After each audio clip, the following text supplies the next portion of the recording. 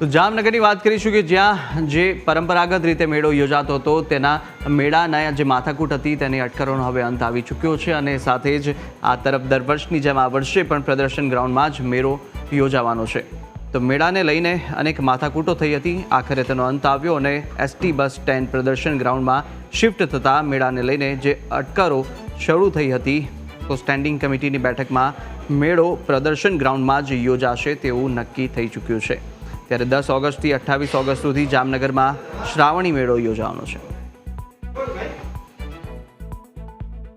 Jamnagar municipal commissioner, જિલ્લા police વડા, કલેક્ટરશ્રી આ દરેકને સાથે સંકલન કર્યા બાદ જ મ્યુનિસિપલ કમિશનરશ્રીએ આ અંગેની દરખાસ્ત 10 દિવસ માટેની સ્ટેન્ડિંગ કમિટીમાં મોકલાવેલ હતી, પરંતુ સ્ટેન્ડિંગ કમિટીના સર્વે સભ્યોની માંગણીના હિસાબે 10ની જગ્યાએ 15 દિવસની મેળો થાય।